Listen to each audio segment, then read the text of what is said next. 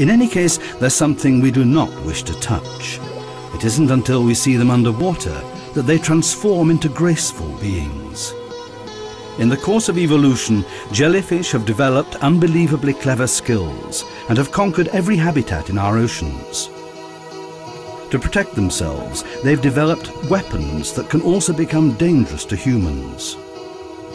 Most jellyfish are not a threatened species. In the large family of jellyfish, this box jellyfish is the most dangerous.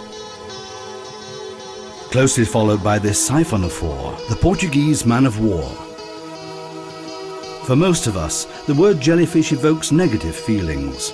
The term medusas is more appropriate, and it gives it the feel of a mysterious and dangerous beauty.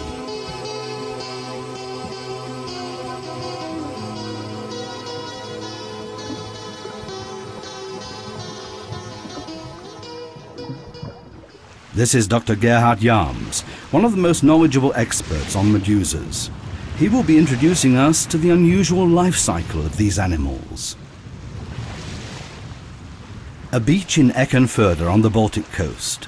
Numerous Aurelias have been washed ashore. Touching? No problem. Aurelias do not sting. For these two young boys, the jellyfish are a welcome change from their boring sun-tanning monotony. Gerhard Jarms on the creation and development of medusas.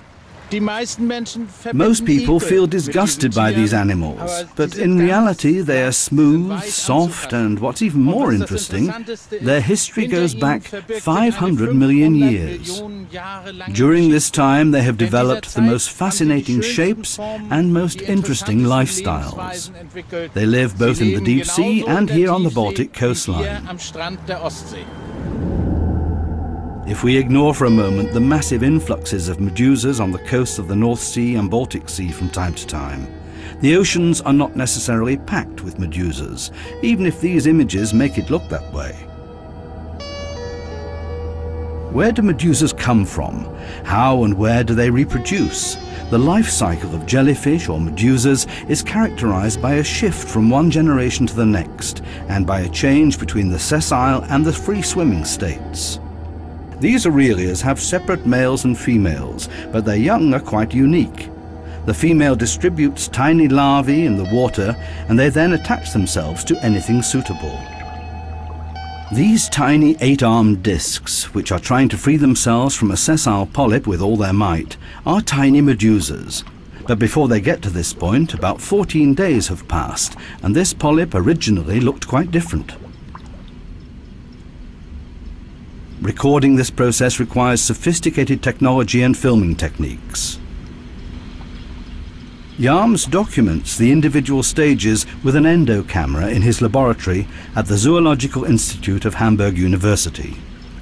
The original medusa larvae have produced a polyp, which bears no relation to medusas at all. By the way, the sole purpose of this polyp is to catch food. Not until the polyp colony has reached an optimum state of nutrition can the separation process begin.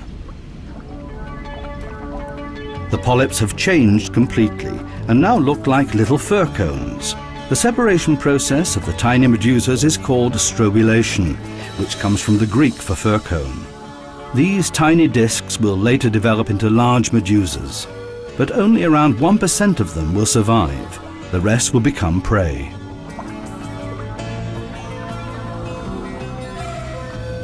These tiny medusas are already perfectly equipped. Between the tiny arms, they have a number of different sensory organs, with which they can see, taste, and also control their position in the water. The gelatinous animals consist of 98% water. The life cycle of a medusa can be from 1 to 30 years, depending on the species. During this time, they can grow up to 200 times their initial size. But there are also others that like to feed on plankton, basking sharks, for example.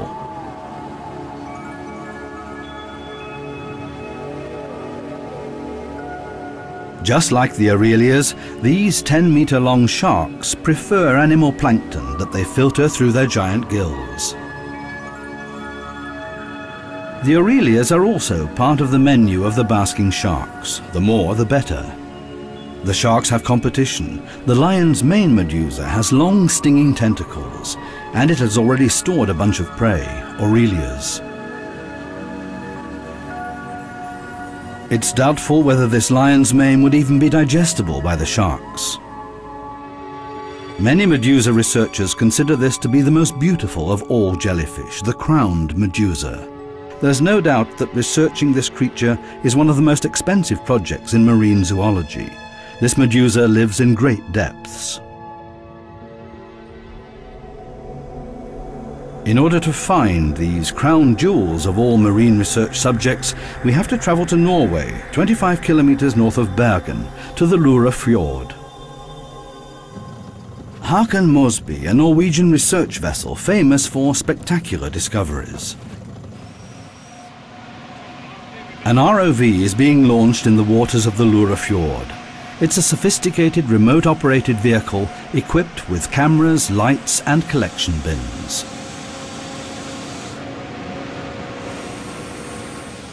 Seen through the eyes of the underwater robot. The ROV will dive to several hundred meters. This whole exercise has one objective: to find Periphylla periphylla, which is the Latin name for the crowned medusa. 1,000-watt xenon spotlights brighten up even the dark, ice-cold waters of the Lura Fjord. The descent has started. This is the control room. The ROV is being completely controlled from here. This acrylic tube, which is attached to the robot, is part of a vacuum pump. The scientists want to try and catch Periphylla, but it's not that easy. The skill of the ROV operator is crucial. These mysterious medusas live at great depths, around 1,000 meters out in the open ocean.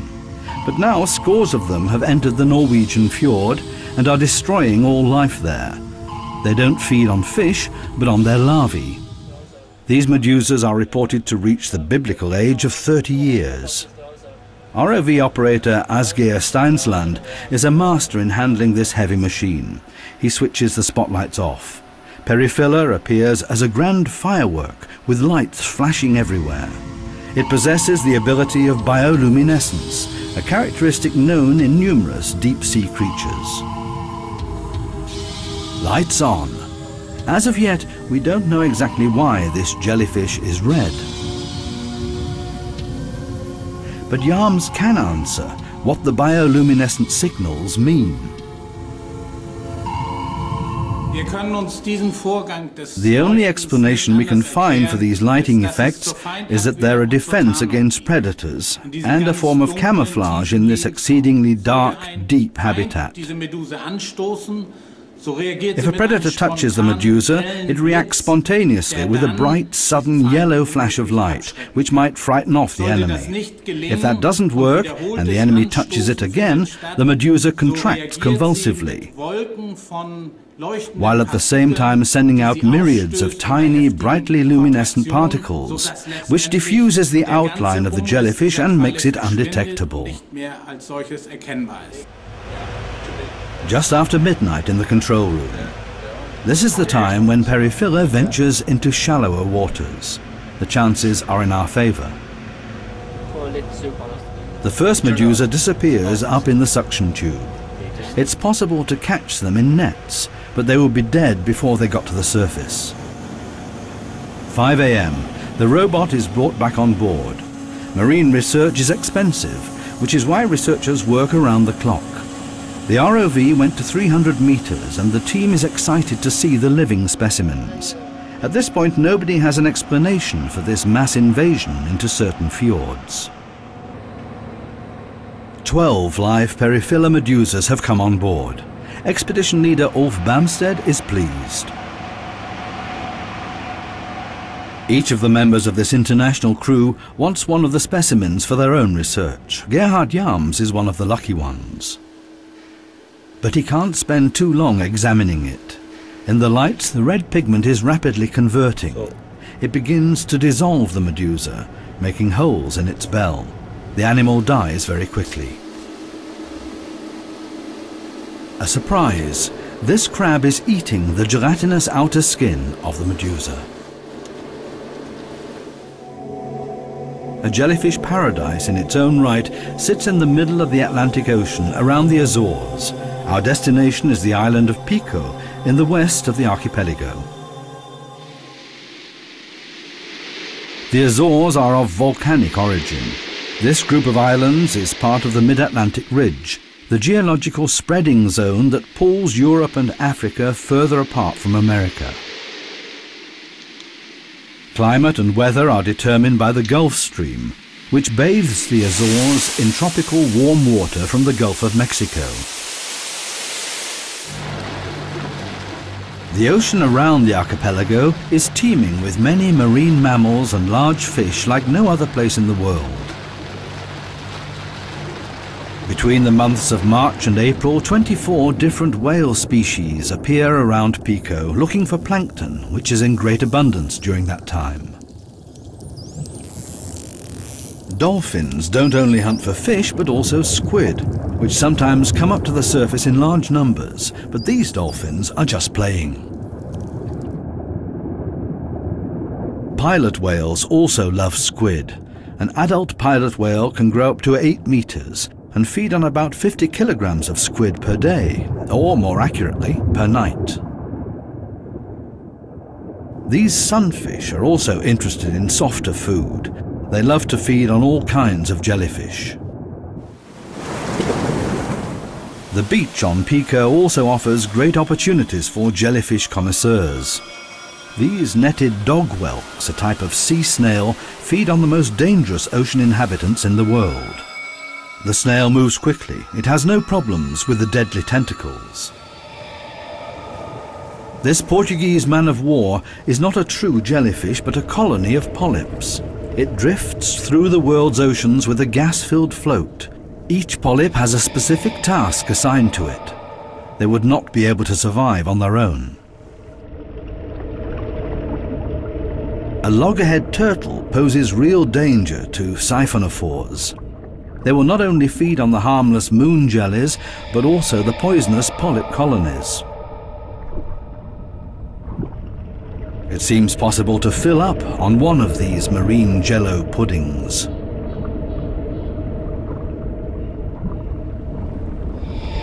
A giant whale shark also takes advantage of the large abundance of food off the coast of Pico.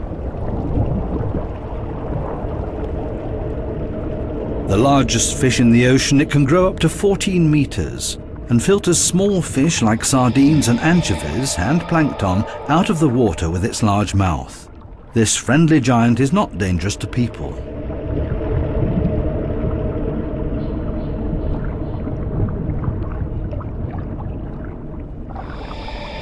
A mobular manta also picks up a bite of sardines, otherwise it too feeds on plankton. Especially younger ones love to school.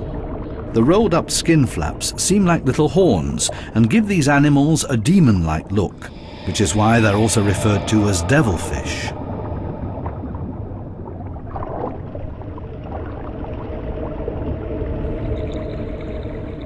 Underwater, the Azores consist mainly of holes, just like a Swiss cheese. Countless caves go all through the lava rock, which offers great habitats for many marine creatures.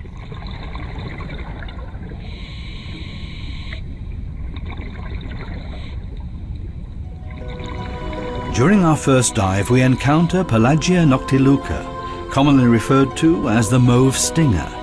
It won't light up unless touched or during the night. The Pelagia noctiluca can leave very painful injuries. These jellies are often the scourge of beachgoers.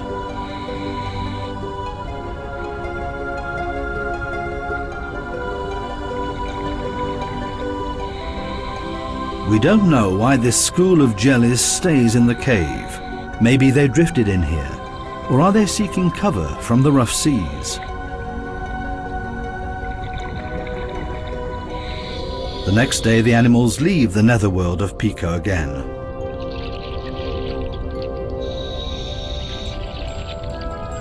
and whoever doesn't make it out in time will fall prey to these bristleworms that are lurking around waiting for jellies to get caught. They love this jello-like ocean inhabitant. We're going deeper into the cave and find thousands of cave shrimp. They avoid light at all cost. Here they're being hassled by a phycid hake.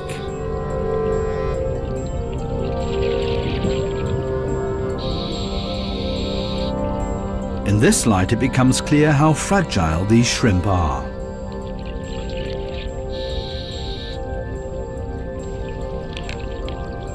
Their long antennae allow them to find their way in this dark environment, and they feel safest in large numbers. The more members they have in their group, the safer it is for each of them.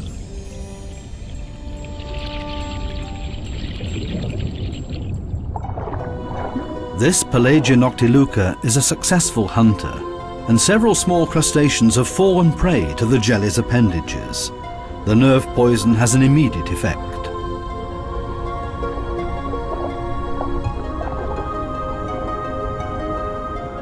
Directly under the surface, myriads of mini medusas are drifting by, either towards death or adulthood.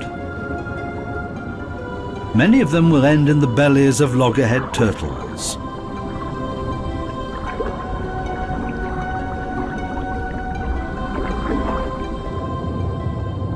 Is it a jelly chain? No, it's a colony of Thaliacea. They're not jellyfish, but astonishingly are more closely related to vertebrates, even us. Pelagia noctiluca is also looking for plankton, just like the Thaliacea. But this lion's mane is relatively harmless in comparison with this Portuguese man of war. These jellies can't dive, but they can sail and cover thousands of kilometers this way. But that's also a weakness, as they often drift ashore. It catches its prey with its deadly weapons immediately below the ocean surface. The sail is both a drawback and an advantage. A school of fish can be reached quickly, and it carries an armada of stinging appendages which can be extended up to 10 meters. The Portuguese man of war will fire off whole batteries of stinging cells at its victims. It's clearly visible that the medusa stockpiles food, which is essential because there are often days where the hunt yields nothing at all. The poison injected into the Portuguese man of war's victims can be compared to a powerful snake venom. Dramatic accidents with bathers are frequent. This girl is in great danger. The medusa reacts automatically to physical contact and fires off highly poisonous tentacles and capsules at its prey. Medical help is urgently required. This character is not bothered at all by deadly venom. It gobbles it up, it needs it. Glaucus atlanticus is a small sea snail and a champion venom eater. It actually reuses the jellyfish venom for its own protection, storing the venom in its dorsal appendages. The more venom the man of war fires off, the better. But they also have enemies. Apart from the Glaucus atlanticus, there are fish and turtles that feed on these jellies. Storms, the biggest threat for siphonophores.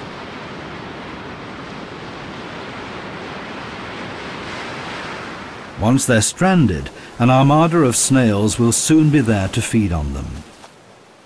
Hardly anyone is as well informed about these poisonous sailors as Gerhard Jahms. The term siphonophore or colonial jelly implies a number of beings. The colony consists of members that contribute the float sail and polyps, as well as the ones that fulfill all the other functions necessary for survival. These animals have to develop very powerful venom as they can't pursue their prey. They can only drift on the wind that fills their sail. These colonial jellies are not only found in the Atlantic, they can also drift into the Mediterranean Sea. The sun plays a vital role in the life of these jellies and is crucial for their existence. Reason enough to go and check out a place where we will find an abundance of sunshine. the waters around the archipelago of Palau in the South Sea.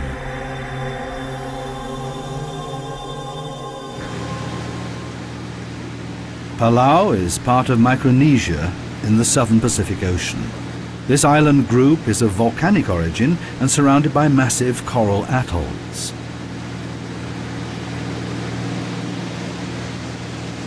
Only 11 of the 357 islands are inhabited.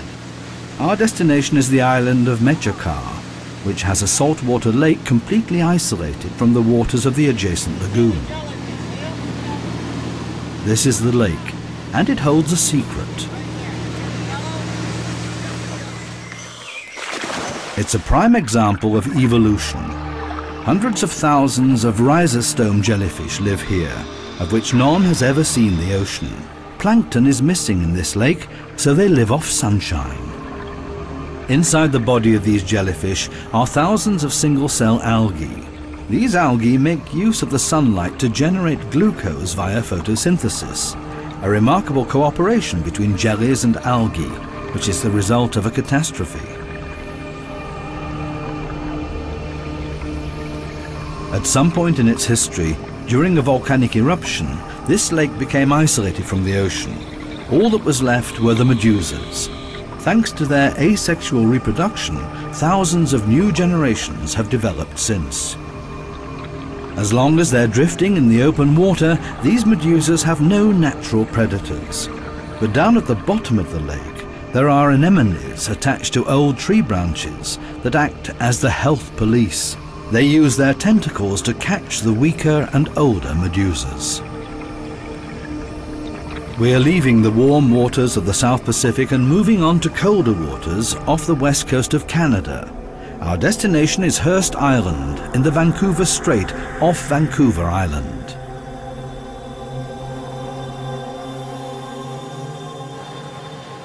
The vessel Shallon is cruising off Saanich Inlet. On board are biologists from Victoria. Vancouver Island is a haven for nature. Large colonies of seals inhabit the numerous surrounding islands.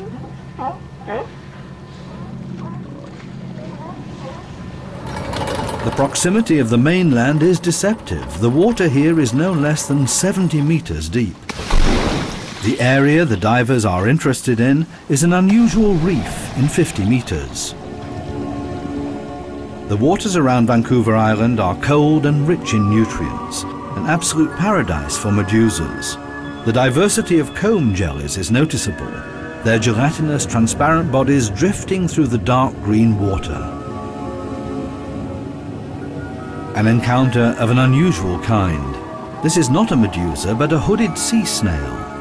It's on the lookout for a new location, a habitat with strong currents where it can find plankton.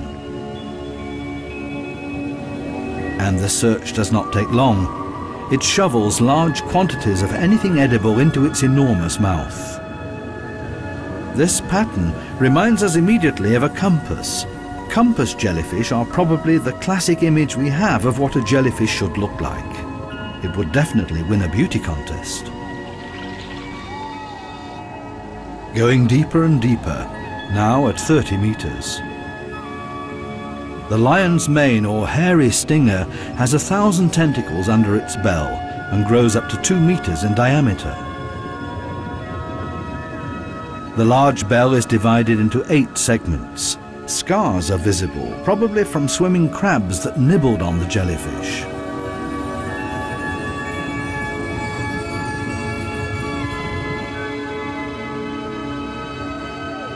Although the lion's mane has a powerful sting and its tentacles are always ready to catch prey, there are some fish that seek shelter in between the tentacles during their adolescent stage.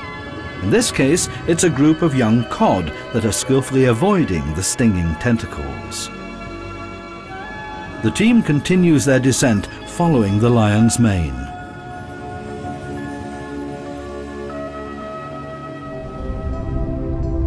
A wolf eel shows its teeth. This encounter is harmless. The animal is only interested in our camera.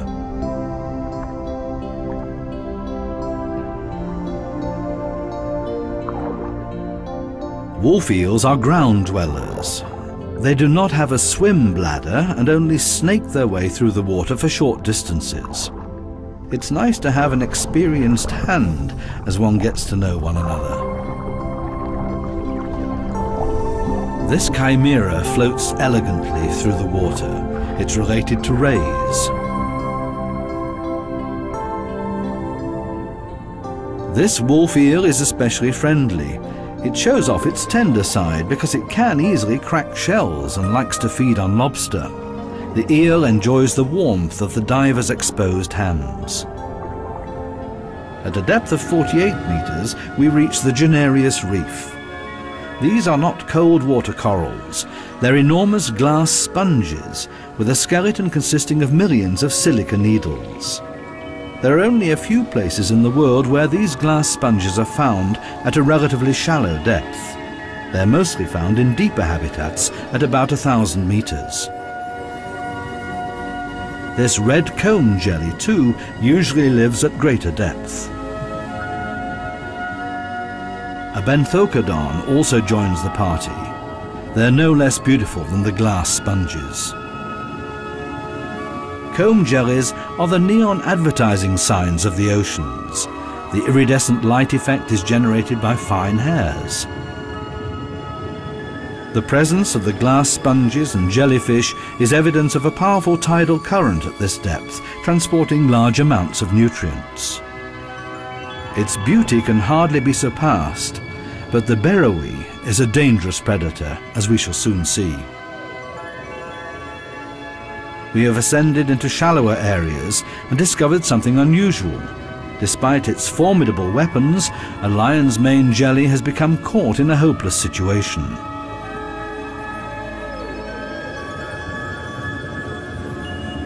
These two lion's manes are in for a similar fate.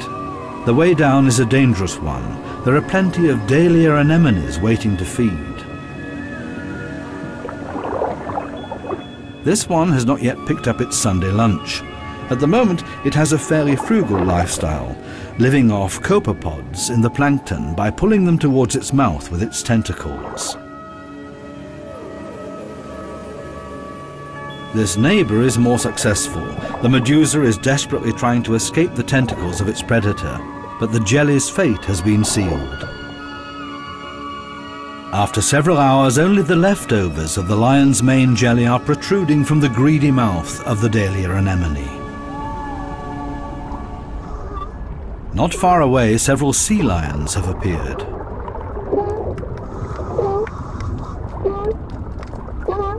This bull is watching over its harem, fairly relaxed and at a distance.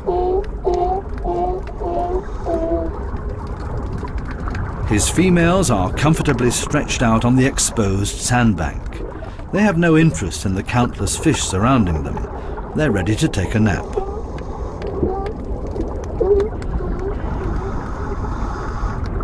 A relaxing back massage or just lounging.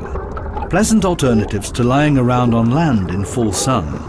It's nice and cool in the shallow water near the beach.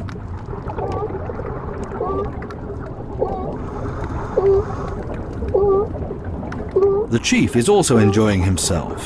His ladies are content and there's no other male in sight. It's evening in Saanich Inlet. Experts in this region know that this is the most beautiful time of the day. As darkness falls, the great feast will begin. Plankton will start to rise from great depths to the surface. Innumerable tiny Aurelias hunt microscopically small creatures in the darkness of the night. The large moon jellies also take part in the feast.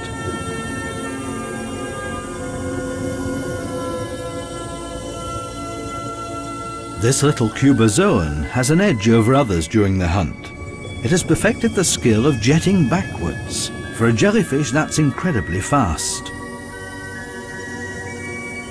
Where there are medusas, there are also Thaliacea. Every single animal in this chain is hungry.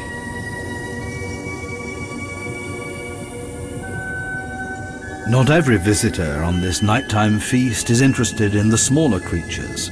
This sea gooseberry is in the process of eating a relative very rarely seen.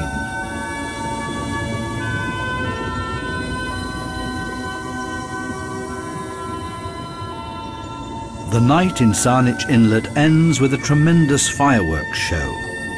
Comb jellies of unimaginable shapes have taken over the nighttime stage while feeding on plankton.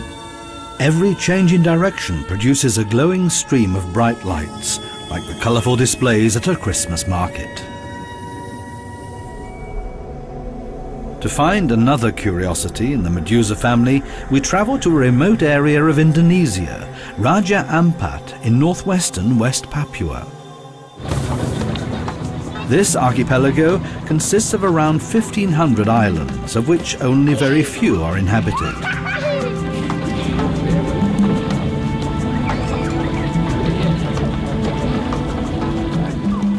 The few people who live here don't have a major influence on the environment, not yet at least. But Raja Ampat has become well known. With his outrigger boat, this fisherman slowly glides over a natural treasure, which is not found in many other places in the world. More than 500 different coral species have settled here in the clear waters of Raja Ampat.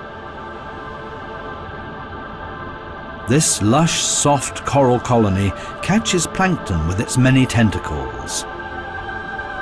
These batfish enjoy the current, one of the 1,300 different fish species in the archipelago. Masters of camouflage, two ghost pipefish, distant relatives of seahorses, imitate algae, moving back and forth in the current. Also a master of blending in, a carpet shark, only easy to spot when it swims.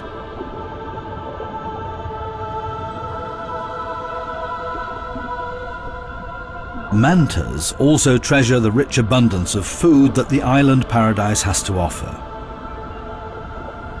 The giant rays are on the lookout for cleaner fish, but currently their cleaning personnel are busy elsewhere.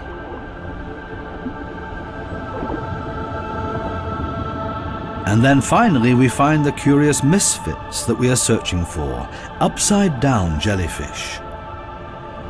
It looks like gelatinous cauliflower, but is the underside of a jellyfish that has its mouth upward towards the sunlight. The tentacles contain important algae. Upside-down jellies are stuck to the ocean floor with their bell and pump plankton-rich water towards their tentacles.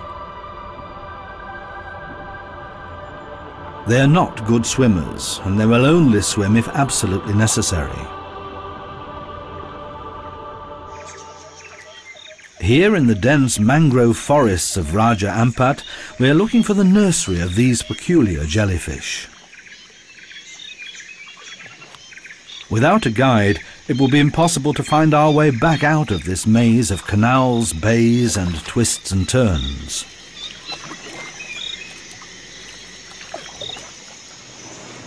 The upside-down jellies are born right here, protected by the mangrove roots.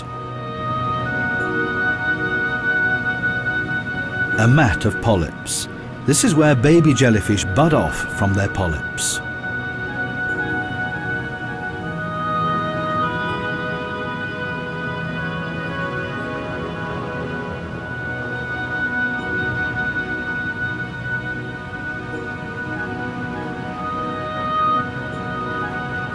The colony of sessile polyps will soon see a chain reaction.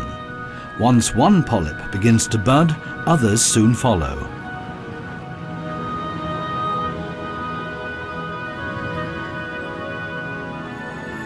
These jellyfish have two ways of gathering food. Either they wave their tentacles around to draw plankton in towards their mouths, or they make use of the single-celled algae that live inside the jellyfish and generate energy for them from the sunlight. While some are simply peculiar, others are very dangerous. On our search for one of the most feared jellies, we are travelling to the northeastern coast of Australia. In Townsville, we're hoping to learn the latest research regarding the infamous box jelly, also called the sea wasp. We're meeting up with Gerhard Yarms again, who is here to find out more about this highly poisonous jellyfish. Yarms has spent hundreds of hours at the microscope researching the secrets of this jellyfish. He was one of the first to document the entire life cycle of this most dangerous of all medusas. Jellyfish have sensory cells whose internal workings can only be examined with a microscope. One of these organs is the eye, of which the deadly sea wasp has several. And this is what a deadly sea wasp looks like. It's one of the most venomous creatures in the ocean. Contact with its tentacles causes death within a short period of time unless there is medical help close by. From October to May, all the beaches here and to the north are closed. Swimming and bathing is only permitted in the areas that are completely enclosed.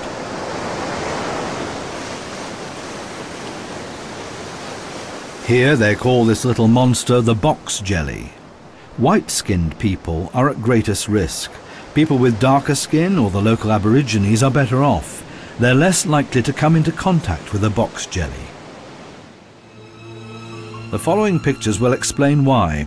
The eyes of the deadly medusa are a key factor. They're hardly visible, embedded in special sensory niches.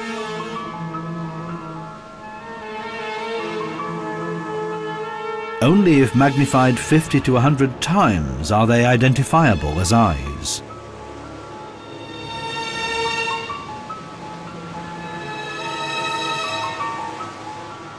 In the murky water, the body of the white girl is hardly noticeable, but the dark-skinned body is much easier to see. The medusa is able to detect these different levels of contrast.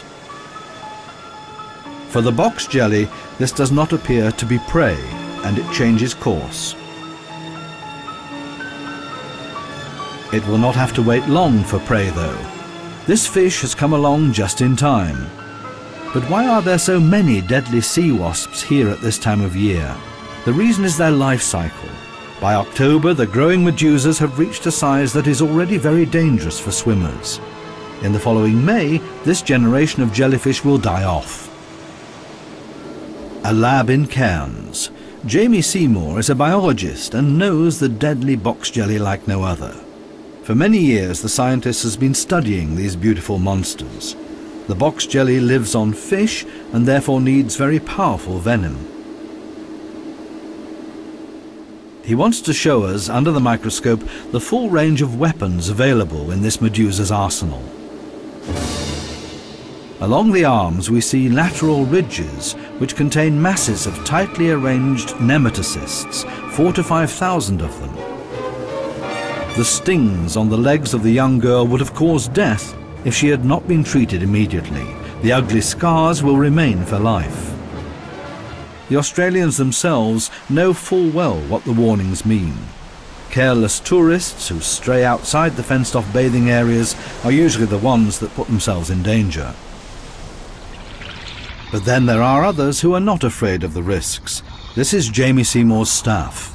Protected by neoprene suits, they're trying to gather as much information as possible about the life and habits of the box jelly.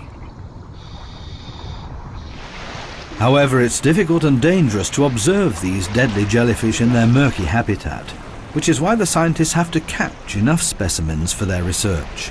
Catching them is not particularly difficult, because box jellies are usually found close to the surface. Yarms can't complain about not having enough jellies.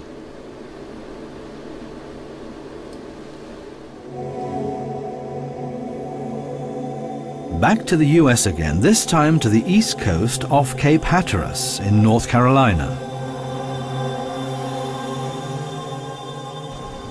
The Seaward Johnson, one of the research vessels of Harvard Branch, the renowned oceanographic institution, is anchored off the Cape where the Gulf Stream leaves the US continent and heads towards Europe. We're going to search for the mysterious and lesser-known deep-sea jellyfish with the Johnson Sea Link submarine.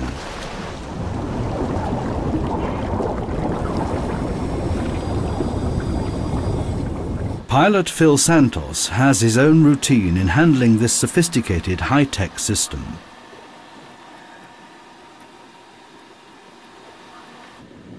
The Johnson Sea Link can dive down to 1,200 meters.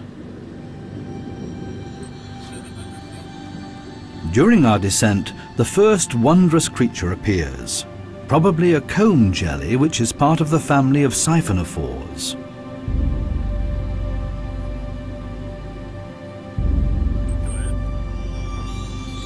A Beroe. Phil Santos prepares the low-light camera in order to observe a unique deep-sea phenomenon. Lights out, and it begins. At this depth, underneath the Gulf Stream, where the warm and cold water currents begin to mix, we find a sparkly world. In this darkness, many animals have their own lights. They possess different forms of bioluminescence. The viper fish can also create light. This lonely predator can switch on up to 1,500 biological light bulbs. The jelly's light is cold light. During this highly efficient biochemical process, no energy is lost to the creation of warmth. The ability to create light serves the fish in many different ways. One could be communication with fellow species members. It could help to lure prey towards the fish and also to recognize either friend or foe. Every species has its own rhythms and patterns, may be also used as a deterrent. Spooky and beautiful at the same time, a deep-sea squid goes on the defensive. And also a deep-sea octopus.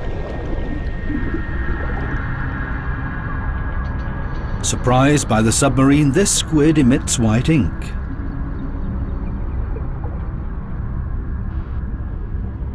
Many cephalopods down here have very large eyes.